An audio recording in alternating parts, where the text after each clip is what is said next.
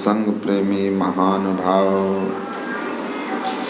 धर्मानुरागिनी माताओं एवं धर्मशिला बहनों,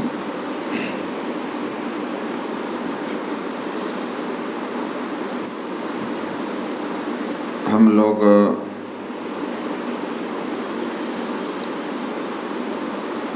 गुरु महाराज की वाणी में अभी सुन रहे थे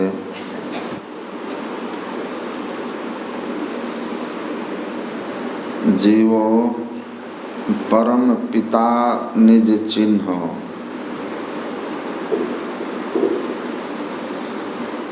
कहते संतन हितकारी।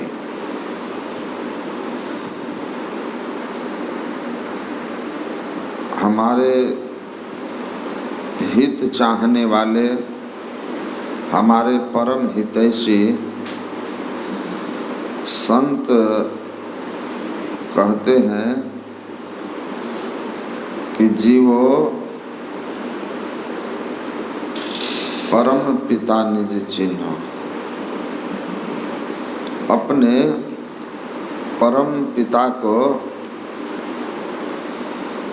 पहचानिए।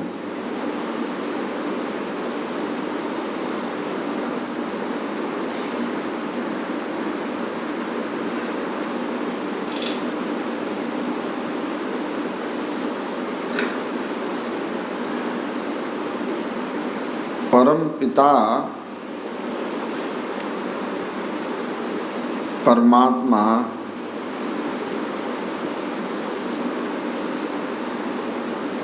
को पहचानना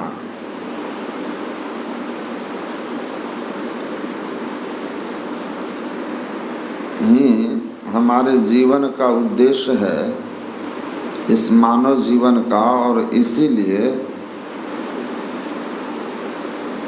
संत का उपदेश, धर्मशास्त्र का उपदेश हम लोग पढ़ते सुनते हैं। नचिकेता भी यमराज के पास जाकर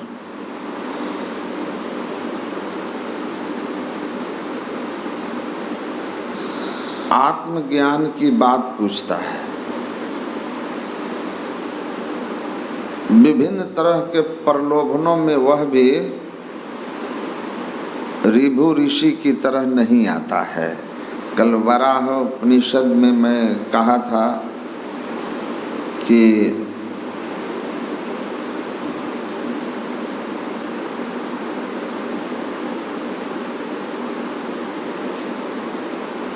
जब आराम से बैठो, आगे रहो तो बैठो, रिकॉर्डिंग जरूरी नहीं है, समझा ना।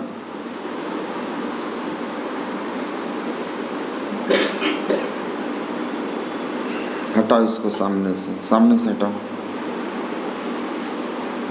ठीक है।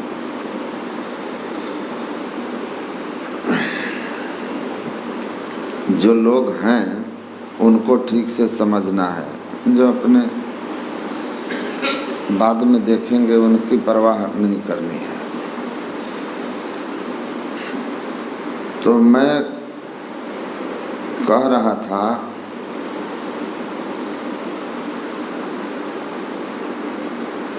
कि नचिकेता जम के संवाद को कठोपनिषद में हम लोग सुने हैं।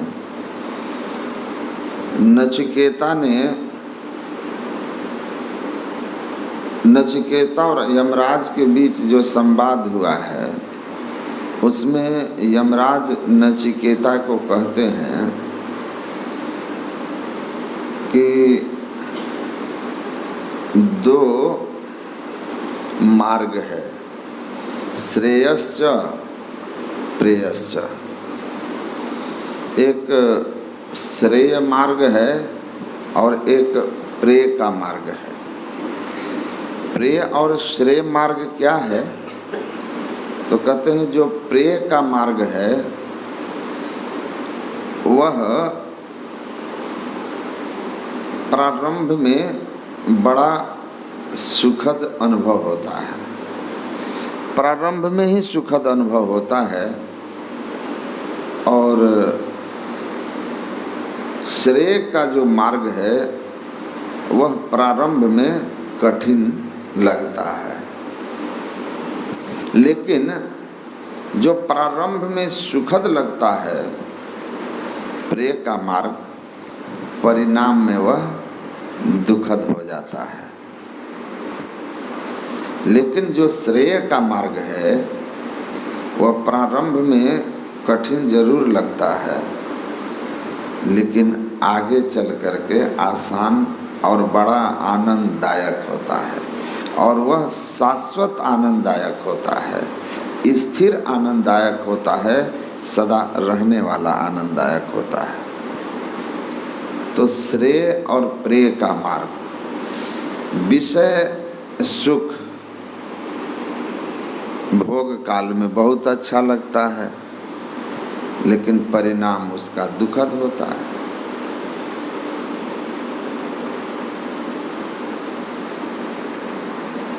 यह प्रेय का मार्ग है, प्रिय लगता है प्रारंभ में।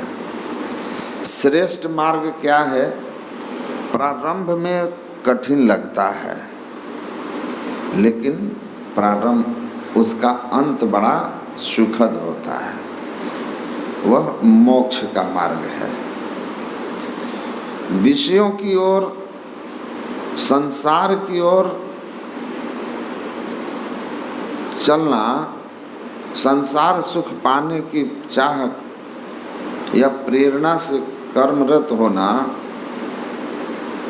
कहते हैं यह प्रेय का मार्ग है और इससे दुखद होगा। संत लोग इसीलिए श्रेय मार्ग का उपदेश करते हैं, जहाँ स्थिर सुख मिले।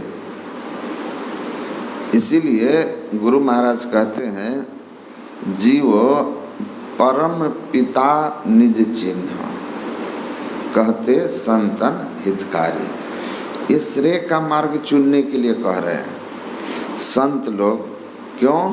अगर श्रेय मार्ग पर नहीं चले, परमात्मा भक्ति के पथ पर, मोक्ष के मार्ग पर नहीं चले, तो फल क्या होगा?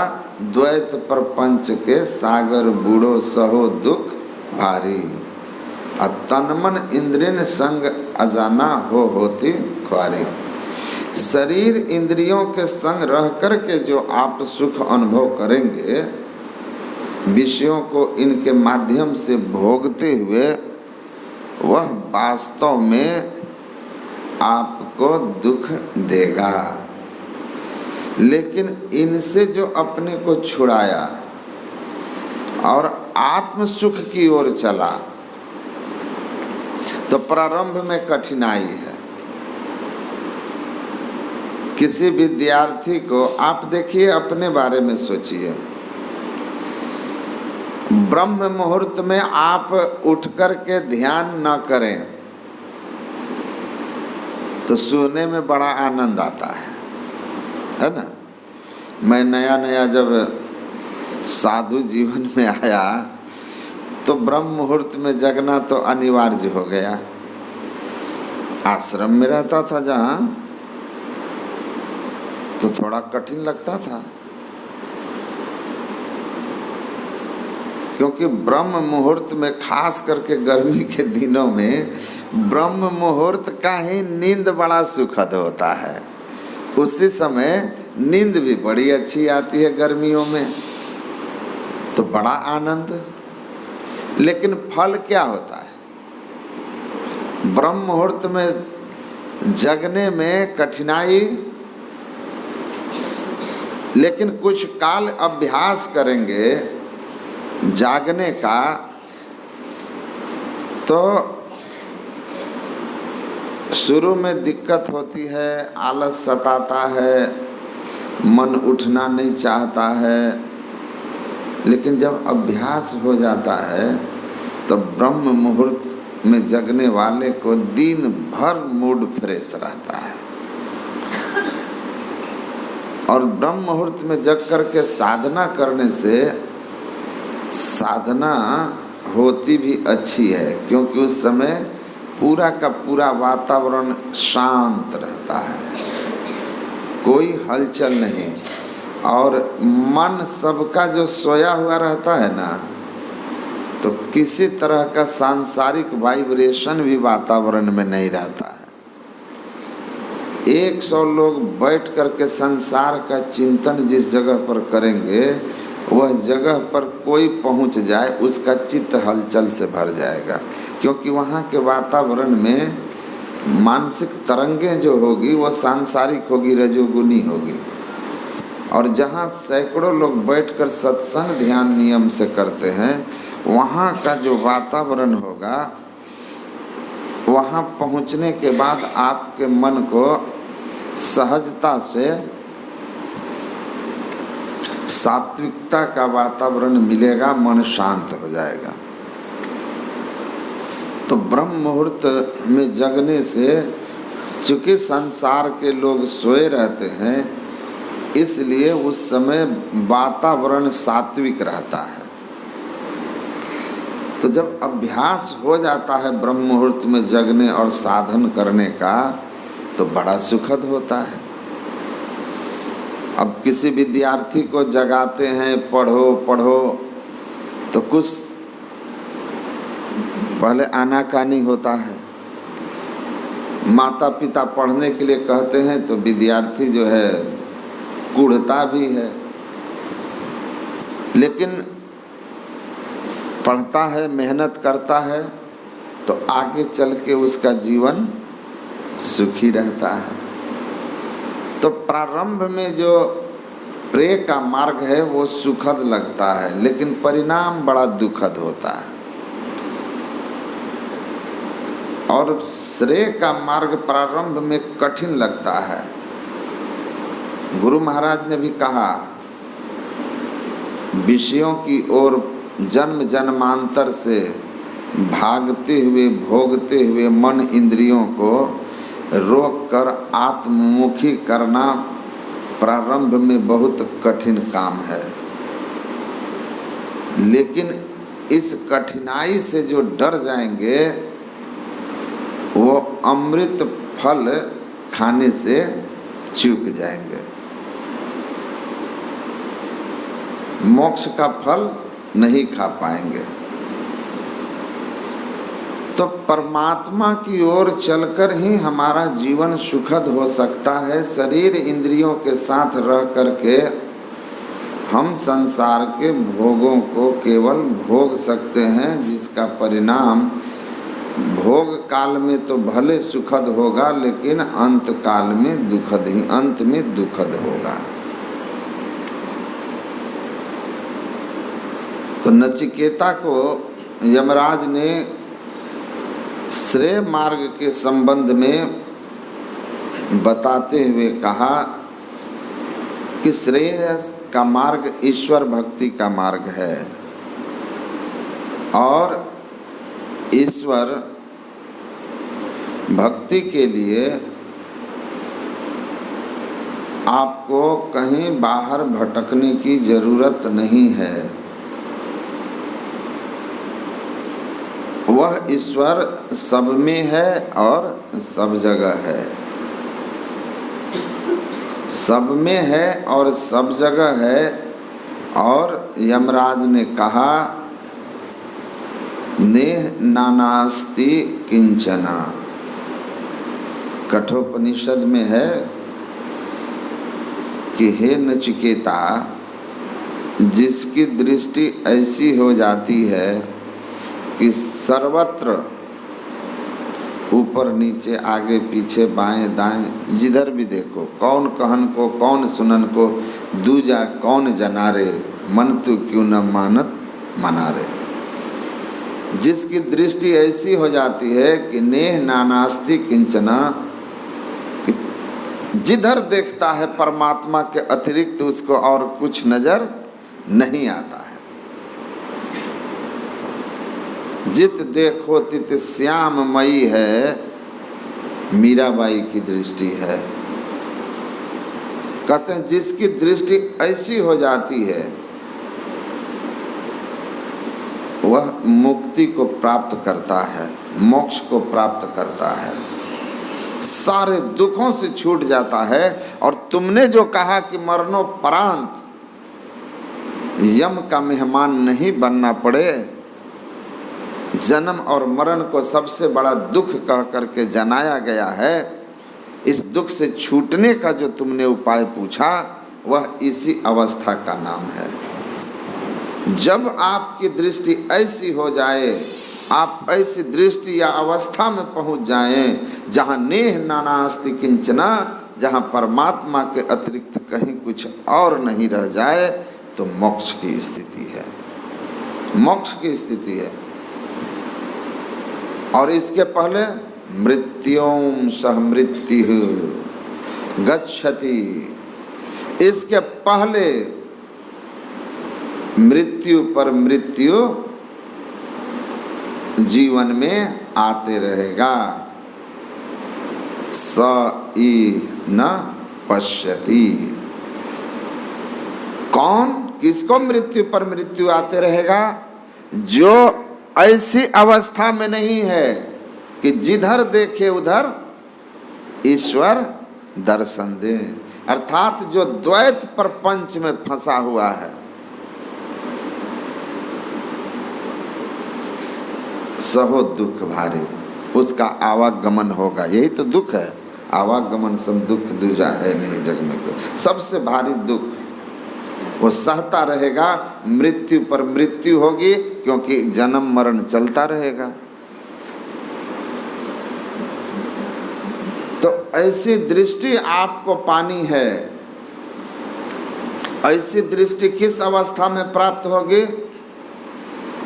जब आप अभी जहां हैं, यहां से आप वहां चलेंगे, जहां चल करके यह दृष्टि मिल जाती है। तह जाओ जहां प्रकट मिले हुए, जहां जाकर उनकी प्रत्यक्षता हो जाए। हम लोग स्तुति गाते हैं, सब क्षेत्र क्षर अपरा परा पर और अक्षर पार में, निर्गुण सगुण के पार में, पार में, पार में। तो सबके पार में क्यों जाएं? परमात्मा इस पार में नहीं है। तो कहते हैं, एक बार पूज्यपाद महर्षि संत सेवी जी महाराज गुरु महाराज से ही यह जिज्ञासा की है कि हुजूर, कुछ लोग पूछते हैं कि परमात्मा, जब कहते हैं आप लोग हैं कि परमात्मा अनंत है, आदि अंत रहित है, सर्वव्यापक है,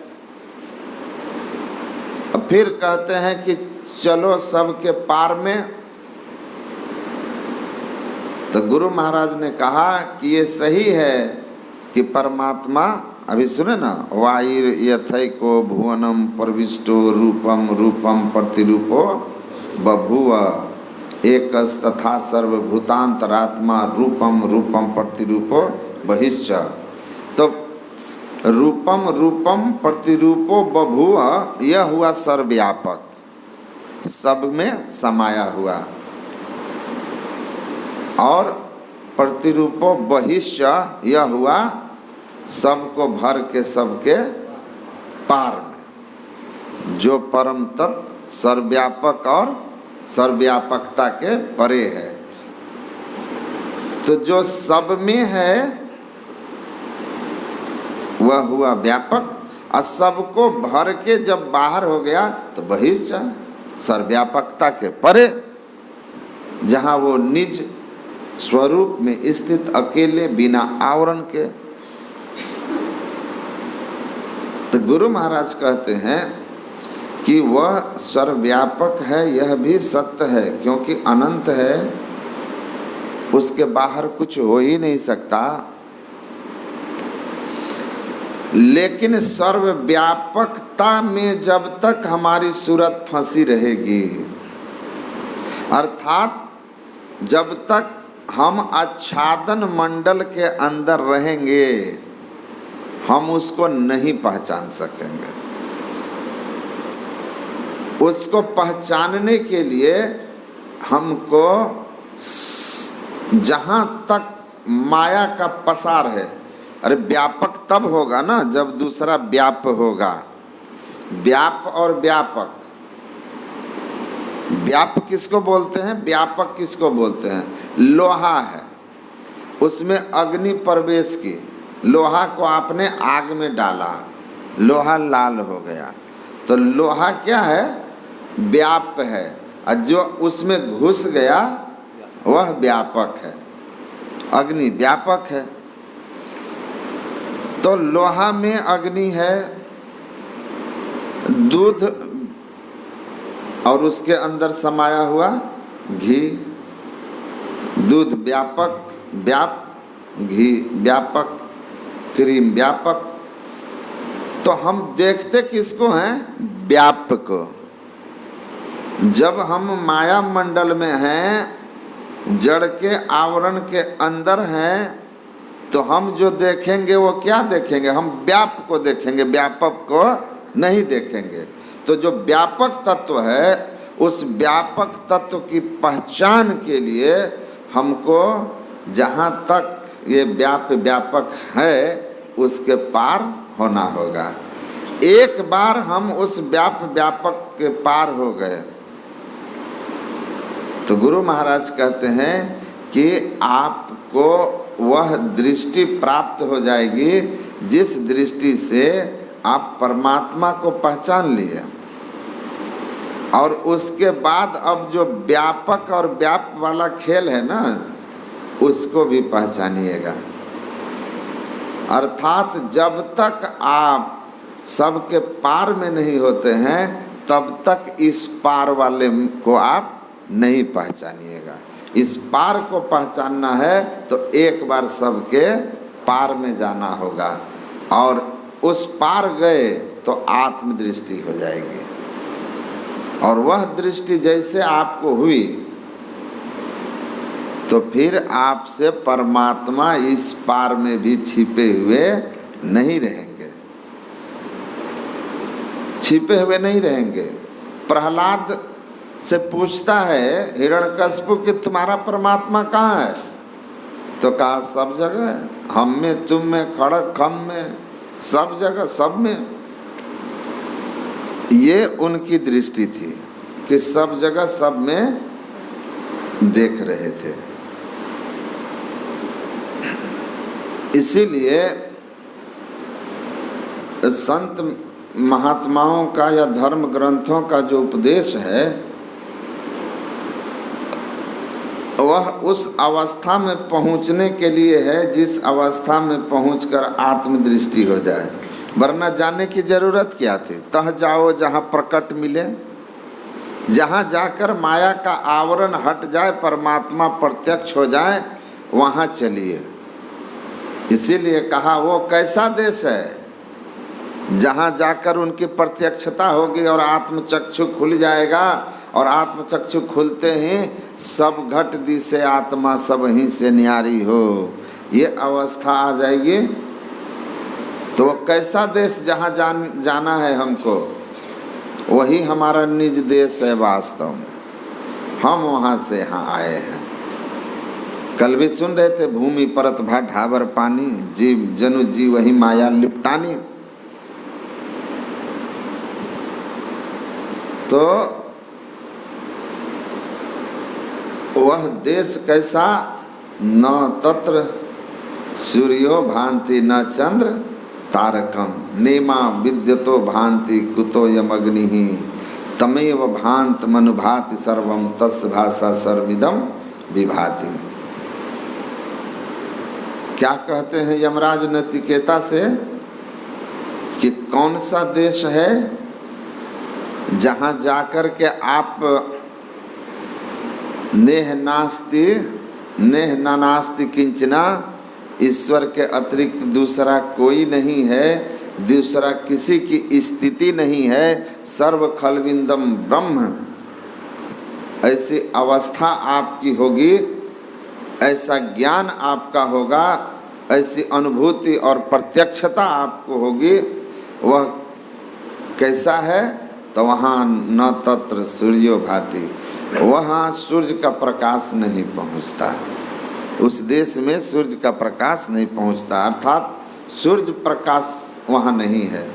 चंद्रमा तारे का भी प्रकाश नहीं है। बाकी और प्रकाश की तो बात ही छोड़ दीजिए। उसी के प्रकाश से चंद्रमा, तारे, सूर्य सब में प्रकाश है और यह समस्त संसार उसी के प्रकाश से प्रकाशित हो रहा है।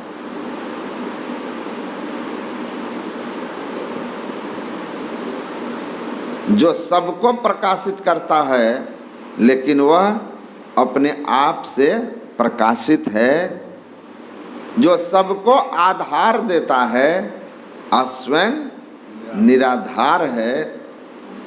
इसलिए न कहते हैं सर्वाधार मैं तू पार में। सबको आधार देकर के स्वयं निराधार है। देखिए ये गुरु महाराज की तस्वीर कुर्सी के आधार पर है, ये कुर्सी इसके आधार पर है, ये जो है धरती के आधार पर है, धरती सूर्य के आकर्षण में, सूर्य किसी और के आकर्षण में। सबको कोई किसी न किसी के आधार पर टिके हुए हैं, लेकिन अंत में कोई होगा जो सबको आधार दे रहा होगा लेकिन उसका कोई आधार नहीं होगा, वो निराधार है।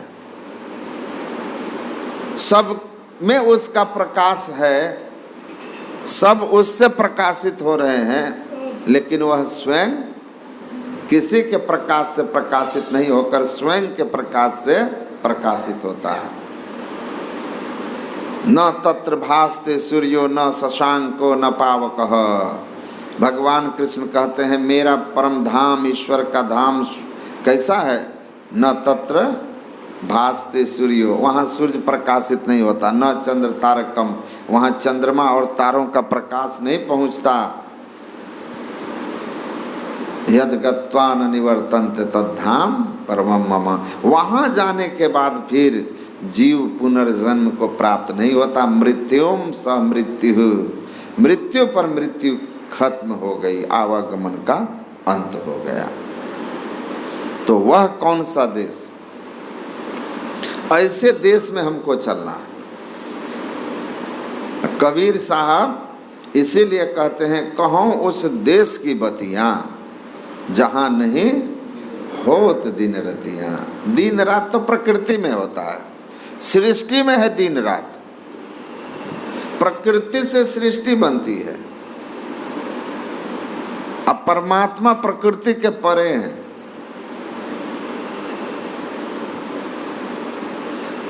जहाँ नहीं होत दिन रतियाँ, नहीं रवि चंद और तारा, नहीं उजियार अंधियारा, वहाँ रवि चंद और तारा ये सब नहीं।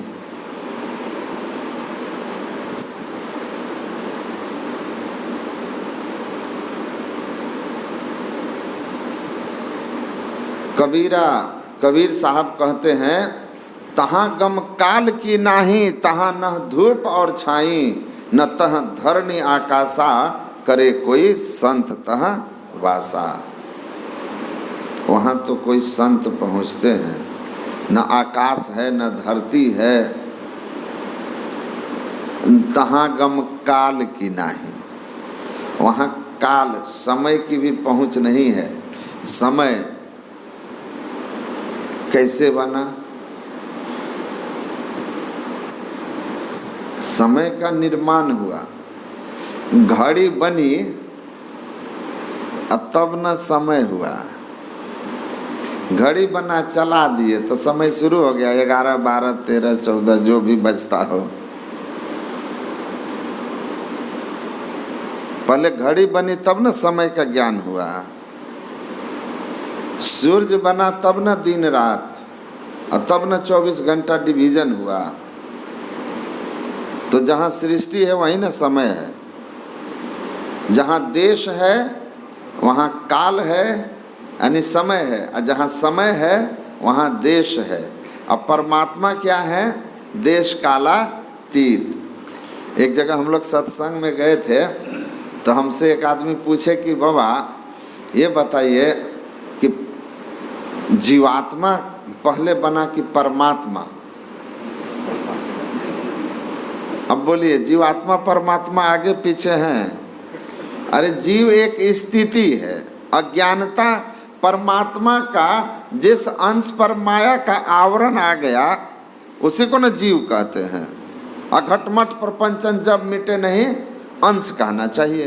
ये अंदर जो घर के अंदर जो आकाश है ये आकाश पहले बना कि बाद में बना? उसी आकाश के साथे साथ है, ये है कि नहीं? साथ ही साथ, साथे साथ है। हाँ, सूरत चेतन से चेतन मंडल में है, लेकिन जिसको आत्म तत्व कहते हैं, शरीर में जो परमात्मा का अभिन्न अंश है, तो भिन्न हुआ ही नहीं। भिन्न हुआ कहाँ, अलग हुआ कहाँ? तो ये अंदर का आकाश कब बना?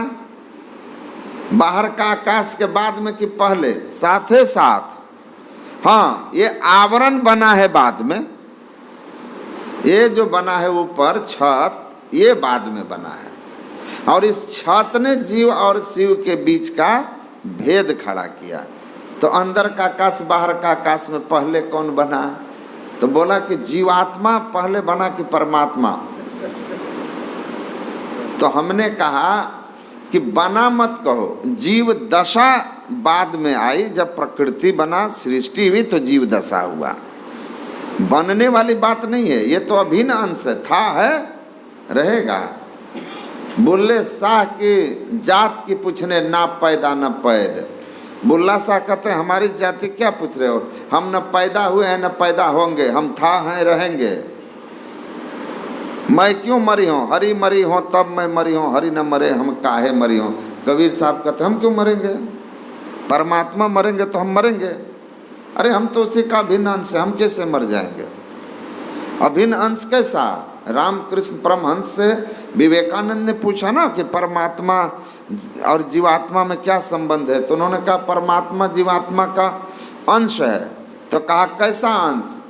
जैसे अनार में कई दाने होते हैं, तो एक एक दाना अनार का नहीं, अनार के दाने अलग अलग हैं और उसको अलग भी किया जा सकता है उसके छिलके हटाकर। तो कैसा अंश? कहा कि देखो इस घर के अंदर का जो आकाश है, बाहर के आकाश का अंश, वैसे ही घटाकाश और मधाकाश के तरह का अंश, ऐसा अंश। और यही बात तो गुरु महाराज कहते ना, जीवात्म प्रभु का अंश है, जस अंश नभ को देखिए, घटमट प्रपंचन जब मिटे नहीं अंश कहना चाहिए। तो आकाश का बनने का क्या बात है भाई? तो हमने कहा कि सुनो, एक आदमी से किसी ने पूछा कि तुम्हारा पिताजी का घर कहाँ है? तुम्हारे पिताजी, एक बच्चे से पूछा कि तुम्हारे पिताजी का घर कहाँ है? कहा हमारे चाचा के घर के सामने। कहा अरे भाई तुम्हारे चाचा का घर कहाँ है? कहा हमारे पिताजी के घर के सामने। कहा अरे दोनों का घर कहाँ है? बच्चा बड़ा प्यार से कहा आमने सामने। आमने सामने। तो यह प्रश्न ही निरर्थक है। प्रकृति बनी परमात्मा के जिस अंश पर उसका आवरण आया, प्रकृति का जीव कहलाता है, जीवात्मा कहलाता है। तो घटमट प्रपंचन जब मिटे नहीं अंश कहना चाहिए। ये आकाश, जिस समय यह छत गिरेगा, ये आकाश यहीं का यहीं उसके साथ एकता की अनुभूति कर लेगा। हाँ, जिसको हम लोग सूरत कहते हैं, जीवात्मा और जीव के लिए गुरु महाराज गीता योग प्रकाश में कहते हैं जीव परा प्रकृति, ज्ञानमय प्रकृति का अंश है। उसमें धार रूप होने के कारण आवागमन है, क्योंकि कोई भी प्रकृति जो है वो क्या है? ससीम है, मंडल है, ससीम है। तो जब जहाँ सीमा होगी वहाँ खाली जगह होगा, उसमें आने जाने का गुण होगा। तो चेतन सूरत, उसमें आने जाने का गुण है। सूरत नीचे आई तो आवरण बनता गया, सूरत नीचे चलेगी, आवरण हटता जाएगा। आवरण सूरत केंद्र में केंद्रित होगी, यह आकाश उस आकाश के साथ एकता की अनुभूति करेगा, मुक्ति हो गई। सूरत को केंद्र में केंद्रित कर लो तो मुक्ति हो गई, क्योंकि इस आकाश के जो आवरण का आकाश था, ये सारा का सारा आवरण हीन हो गया। तो जितने अंश पर यह आवरण बना, उस अंश से आवरण हट गया तो वो अंश मुक्त हुआ। तो हम अपनी सूरत को, अपनी चेतना को, इस शरीर में रहने वाले ज्ञानमय तत्व को, जिसके रहने से शरीर में ज्ञान होता है, तो जीवात्मा की उत्पत्ति कैसे होती है? गुरु महाराज कहते हैं जीवात्मा एक दशा है जहाँ आदमी अपने स्वरूप को, जीव अपने स्वरूप को भूल गया। परमात्मा का जो अंश अपने आप को भूला, वही ना जीवात्मा कहलाता है। वही जीवात्मा कहलाता है जो स्वरूप को भूल गया है।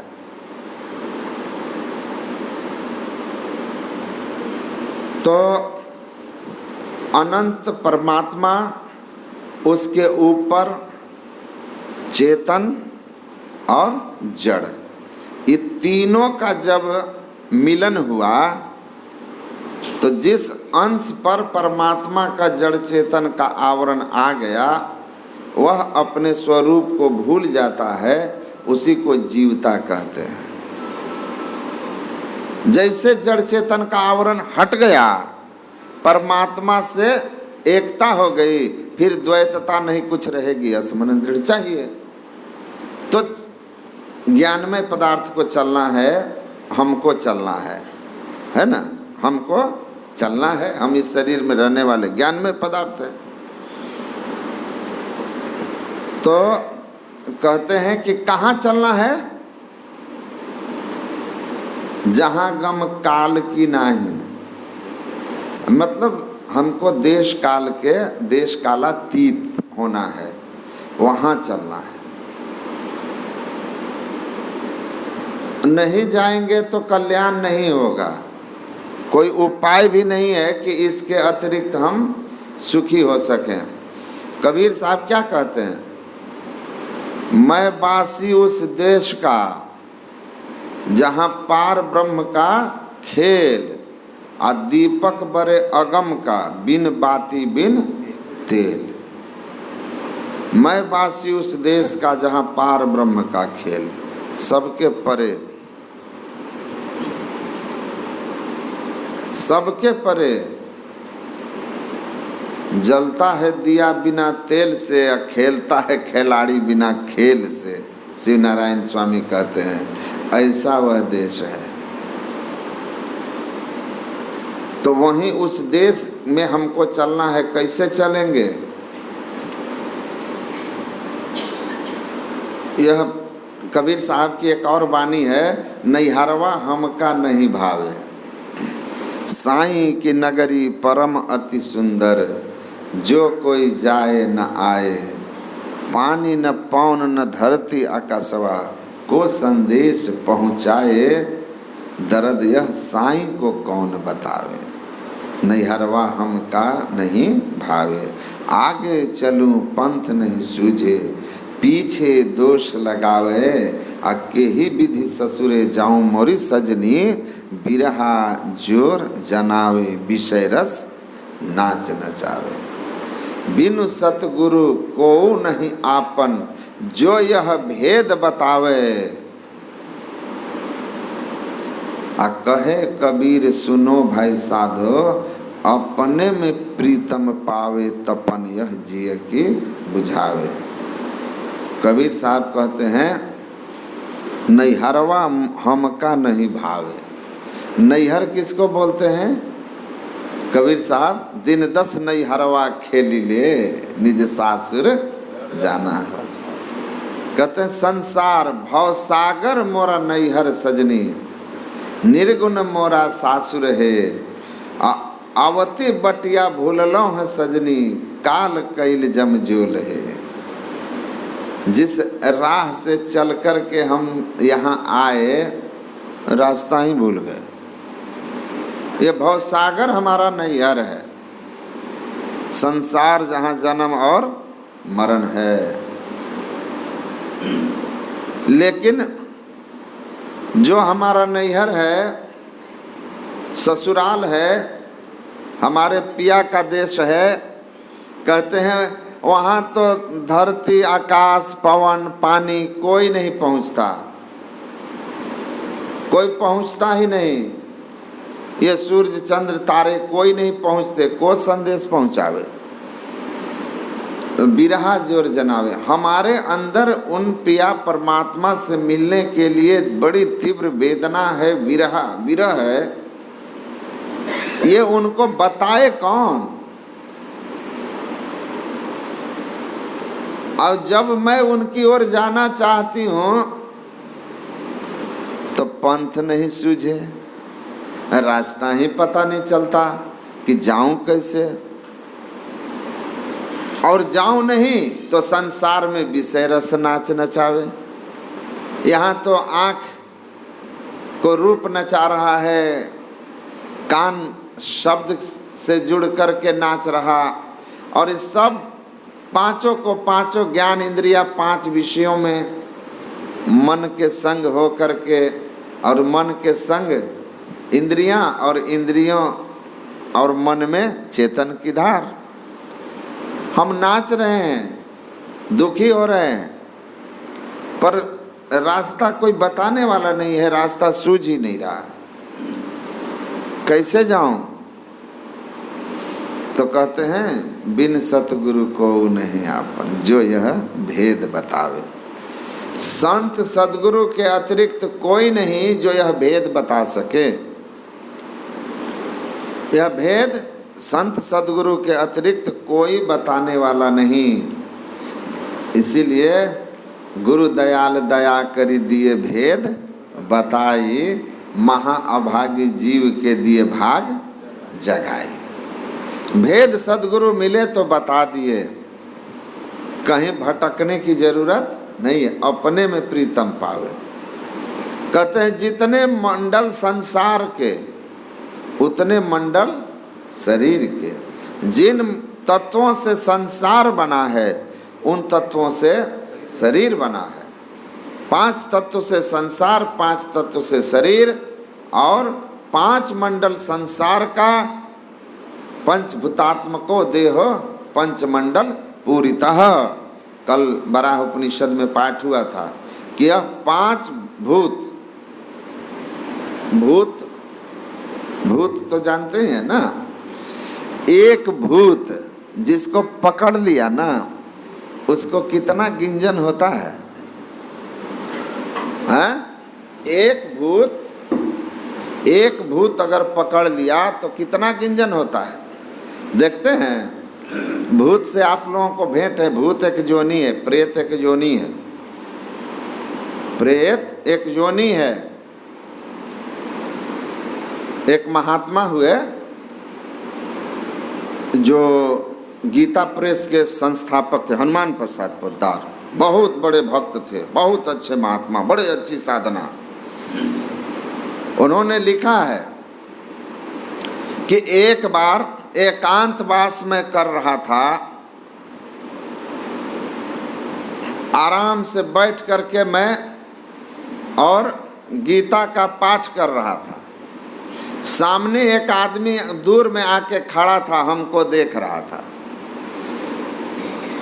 पहला दिन मैं पाठ किया और उठ के चल दिया, मैं उसको टोका टोकी नहीं किया। दूसरे दिन फिर मैं देखा कि जब मैं पाठ कर रहा हूँ तो आदमी आके खड़ा हो गया, तो मैंने उसको उस दिन टोक दिया। मैंने उस दिन उससे पूछ लिया कि आओ बैठो, दूर क्यों खड़े हो। मुझे लगा ये सुनने के लिए आता है, आओ बैठो, दूर क्यों खड़े हो। तो आया, आके बैठ गया। मैंने कहा उससे कि तुम कहाँ रहते हो। उसने कहा आप दुख मत, आप डरिएगा नहीं तब हम बोलेंगे। तो बोला कि क्या? कहा मैं मनुष्य नहीं हूँ। तब कहा मैं प्रेत हूँ। तो हनुमान प्रसाद पोद्दार जी कहते हैं कि मैं प्रेत हूँ जब कहा तो कुछ देर के लिए हमको तो पसीना आ गया। नए हमारी साधना थी, पसीना आ गया। लेकिन दिन का समय था, तो मैं फिर अपने को संभाला। मैं पूछा कि तुम वहाँ क्यों खड़े थे? तो कहा कि मैंने कहा कि देखिए आप डरिए मत, मैं परेशान करने वाला प्रेत नहीं हूँ। ये गीता संपूर्ण हमको याद है और गीता सुना दिया है। तो वो कहते हैं कि मैं सुना था कि गीता पाठ करने से भूत भाग जाता है, ये भूत तो गीते पाठ करके सुना रहा है। ये कैसे भागेगा रे बाप, ये कैसे भागेगा? तब उसने कहा कि प्रेत योनि बड़ा कष्टकारक योनि है। मैं धार्मिक व्यक्ति था, लेकिन किसी प्रारब्ध बस, परिस्थिति बस मुझसे एक बड़ा भारी पाप हो गया। उसी पाप के फलस्वरूप मैं प्रेत योनि में आ गया हूँ। अब प्रेत योनि के बारे में उसने इनको बहुत कुछ बताया कि कैसा होता है, कहाँ रहता है। बोला बड़े अपवित्र शरीर में हम लोग रहते हैं, अगर आप हमको नहीं टोकते तो हम आपको कुछ नहीं करते, न आपके पास आते। प्रेतों के लिए पहले कोई न कोई उसको, वो कुछ ऐसी हरकत करेंगे प्रेत, जब किसी के शरीर में घुसना हो, अपवित्र कोई शरीर वो देखते हैं जिसमें प्रवेश करके जल वल पीना चाहें, तो वो प्रेत क्या करते हैं कि कुछ हरकत करते हैं, हरकत करते हैं। तो जब वो हरकत करेंगे और आप उसको टोका टोकी करेंगे तब पकड़ लेगा, और नहीं तो वो चुपचाप अपनी हरकत करते रहे और आप पवित्र भी हैं और उसको कुछ न बोलिए तो आपको टच नहीं करेगा।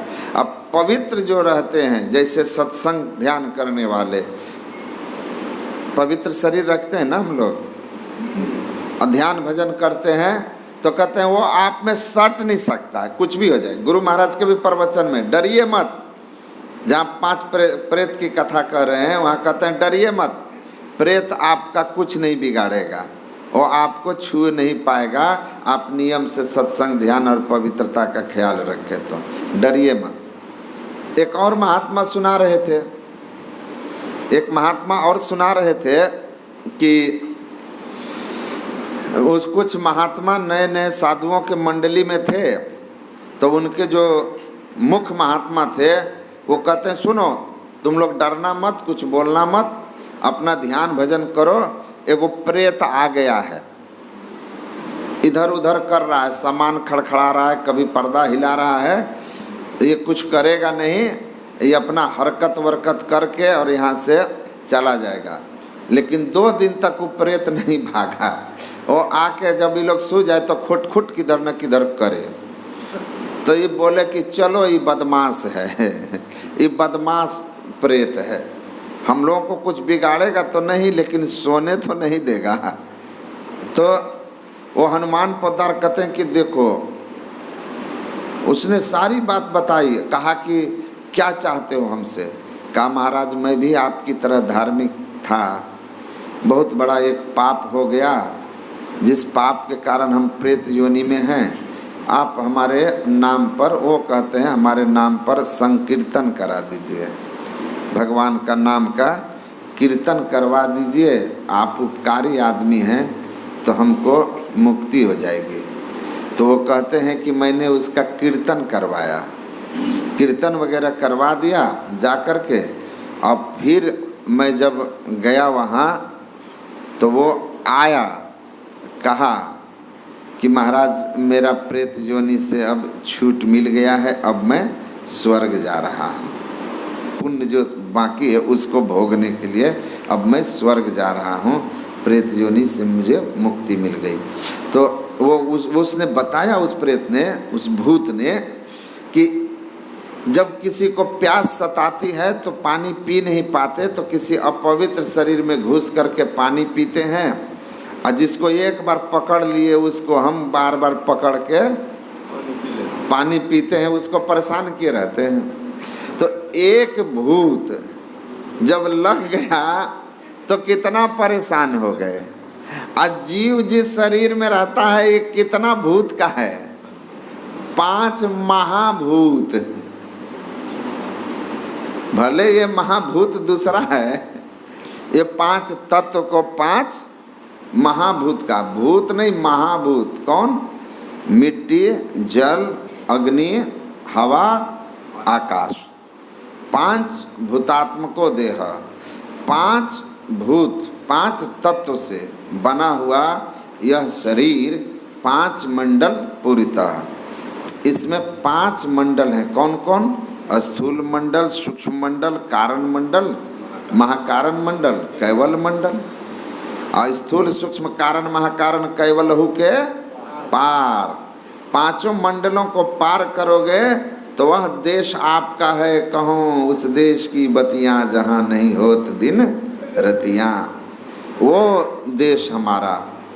तो हम ज्ञानमय तत्व जीव सूरत आदि सूरत सतपुरुष ते आई, जीव सोहं कहिए सोताई। हम सूरत जीव कहाँ चलेंगे?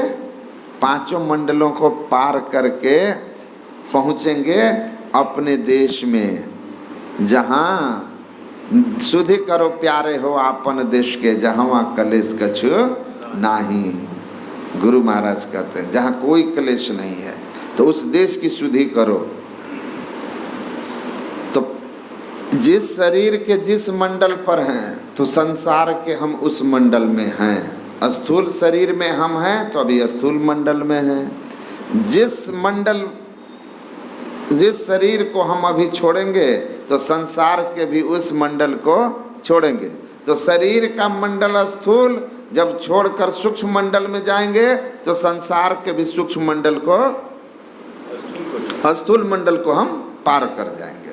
जब संसार शरीर के सूक्ष्म मंडल को छोड़ के कारण मंडल में जाएंगे तो संसार का भी हम सूक्ष्म मंडल छोड़ के कारण मंडल में होंगे। इस तरह से महाकारण शरीर का जब हम प्रवेश करेंगे तो महाकारण संसार में भी प्रवेश करेंगे। और जब कैवल शरीर में प्रवेश करेंगे तो हम कैवल संसार में भी प्रवेश कर जाएंगे। जैसे कैवल शरीर स्थूल शरीर से स्थूल संसार का ज्ञान करते हैं और स्थूल शरीर में भ्रमण करते हैं, स्थूल संसार में भ्रमण करते हैं। गुरु महाराज कहते हैं सूक्ष्म शरीर में जाने के बाद आप उसी तरह सूक्ष्म संसार का ज्ञान करेंगे और सूक्ष्म संसार में भ्रमण करेंगे। तो शरीर के एक एक मंडल को पार किया तो संसार का भी एक एक मंडल पार हो गया। शरीर और संसार में बड़ा मेल है और यह केवल मनुष्य शरीर में खेल हो सकता है कि मंडल छोड़ते जाओ। और शरीर के सारे मंडलों को पार कर गया तो संसार के भी सारे मंडल को पार कर जाएंगे। शरीर के सारे आवरण को पार किया तो संसार के भी सारे आवरण को पार कर गए, परमात्मा के निज धाम में पहुंच गए। इसीलिए का सुषमना से इसका मार्ग पहुंचता है। सुषमन में प्रवेश कीजिए और ब्रह्म ज्योति ब्रह्म ध्वनि धार धरी आपको आवरण सारे तोड़कर ब्रह्म ज्योति और ब्रह्म ध्वनि का धार पकड़ना होगा। तो ब्रह्म ज्योति कहाँ पकड़ेंगे?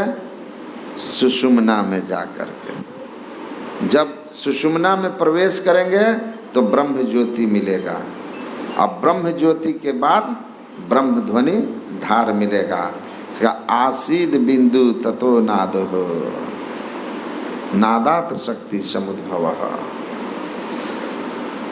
जिसने अपने दृष्टि की धारों को एक करके सुषुम्ना में प्रवेश किया वो अंतर ज्योति को प्राप्त करेगा। सूक्ष्म मंडल को पार किया, स्थूल मंडल को पार किया, सूक्ष्म में प्रवेश किया तो सूक्ष्म संसार में प्रवेश किया। उसकी दिव्य दृष्टि खुल गई और दिव्य दृष्टि जब खुल गई तो कौतुक देखें शैल बन भूतल भूरि निदान। दिव्य दृष्टि की प्राप्ति हो जाने पर दिव्य लोकों का दर्शन होने लगता है।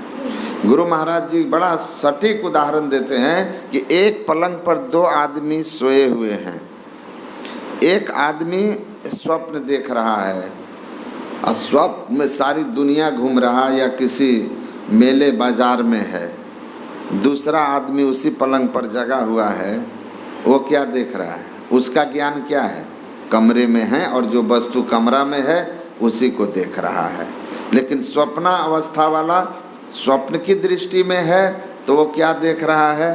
कुछ और देख रहा है। दोनों का दर्शन एक ही, शरीर एक ही जगह है, एक ही जगह दोनों का शरीर है, लेकिन दोनों की अवस्थाएं एक नहीं है, इसलिए अवस्था भेद से ज्ञान भेद है। तो अवस्था भेद है कि स्वप्नावस्था में स्वप्न की दृष्टि है तो वह क्या देख रहा है?